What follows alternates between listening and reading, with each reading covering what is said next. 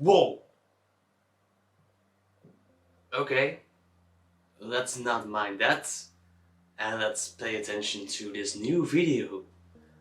Welcome! In 2024, we're here to discuss 2023. I'm your host Joe, we're here on Joe the Base Maintenance, and we're gonna talk about the top 5 best and worst movies of 2023. Let's get right into it, starting off with the best movies. Can't stop me now! You can't run forever, kid! I can't lose one more friend. Miguel, this isn't what we talked about! You knew? You had no idea what you're doing! This was one of the best anime movies we've ever seen before. The first film was already great, but this movie is even better. It has more unique animation visuals thrown into it, more Spider-Man, more multiversal places to make it more interesting, and so this film is just like the original, but only more of a big creative thrill ride, and you really feel for the characters this time. A lot of them are very interesting and it's well acted for sure. The voice acting is pretty amazing, and it's just one of the biggest and greatest films I've ever seen. Definitely the best anime movie of the year. About what's happening here.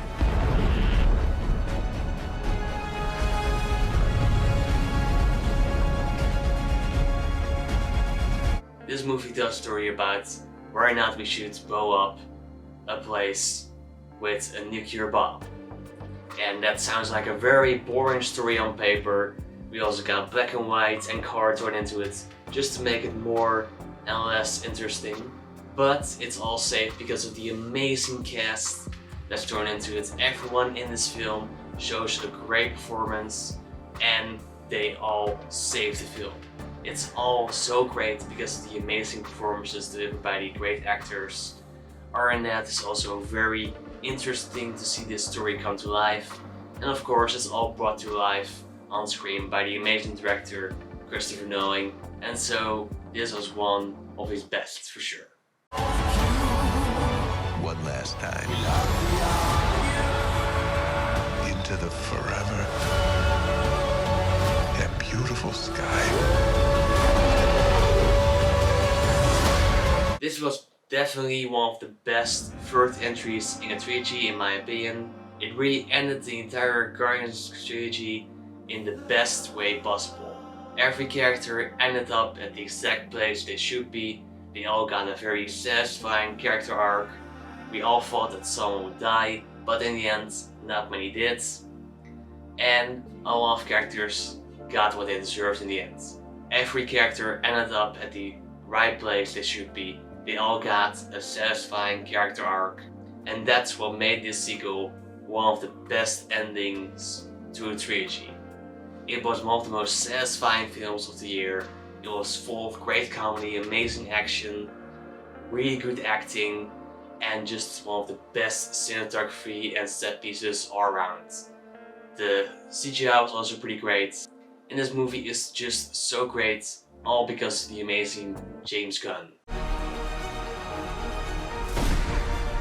If you win, the table will honor its word.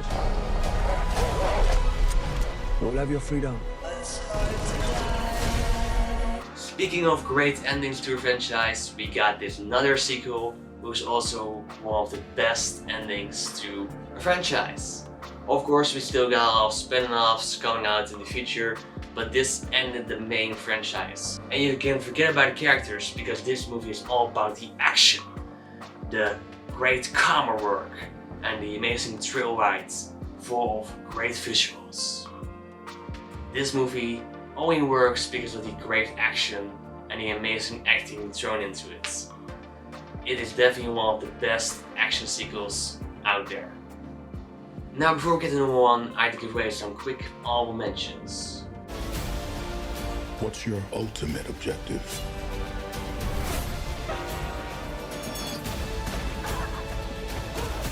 No one rests until this doll is back in a box. Even if nobody else sings Apex predator. High on cocaine. I want my enemies to see a rainbow of destruction engulfing the world. You're monsters! All of you! Whoa, that's a long title. That's for sure. Whew. I know that that's the title of the book, but they should have made it a little bit shorter to have it come out in theaters, because then it would have been a lot more successful. I'm not sure if another movie is coming out ever again, because this movie was not really that successful, but this movie was definitely one of the best of the year in my opinion. It was a great, amazing spin-off/sequel. The story is one of the best stories I've ever seen in the franchise. I really felt for the characters, I really care about everyone in this film. The acting was definitely the best thing about it. Because of the amazing acting, I really feel for the characters, I really care about them. But it also has great cinematography and great visuals thrown into it, just for good measure. And the story is definitely one of the best stories brought to life. Definitely one of the best young adult movies I've ever seen. Now with the best movies of the year, let's move on to the worst movies of the year. Let's get right into this. I'm ready. Come on. There's something alien out there. This is one terrible science fiction action movie you should not waste your time on, because it's a damn mess. It may have a great trailer, it may have great cast members thrown into it, but the effects are terrible, the plot doesn't make sense, and it's just a boring thrill ride, which is not worth your time. 65 is definitely a waste of your time, and I've already forgot about it right now.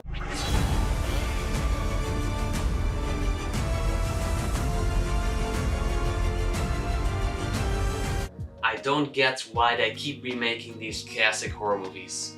Sometimes it works and sometimes it doesn't. And this movie had a lot of things going for it. They did something unique by changing from an evil boy to an evil girl. I like that sex change. That's very unique, that's very interesting for sure. But still, it doesn't save the movie from being terrible. This movie was boring, it wasn't really that scary, I didn't really care about the characters, and it was also just really not that great of a remake. It begins good, but eventually it falls flat on its stupid face. Excuse me, Mr. Pronto. Can I call you Latte? Latte! Latte pronto! Latte Pronto. Is that your name? Amazing. You and me are gonna do big things, pal. It tries to be a great, amazing, funny comedy about a person who is dead and tries to make it into the entertainment industry, but it fails miserably because of the terrible comedy, and a lot of the actors seem like they don't want to be in this film. They all show off bland performances, and it's also one of the biggest, most controversial films of the decade for sure. We used to be friends. Why are you doing this, please? I would have never left, I swear, I swear.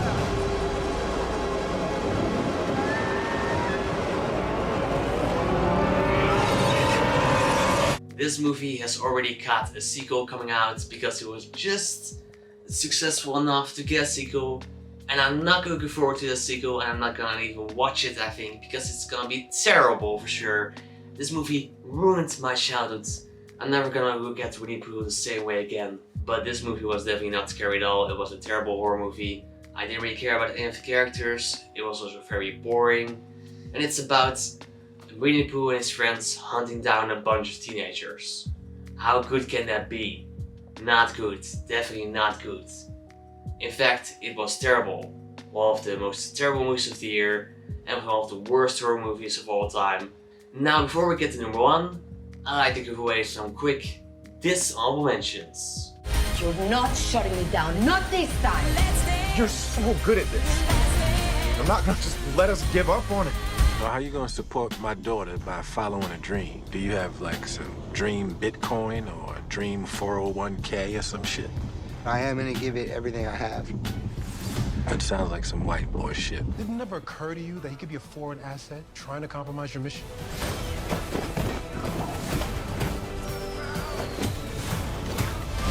His power is a liability. Once he learns to control it, No living man will be able to stop him.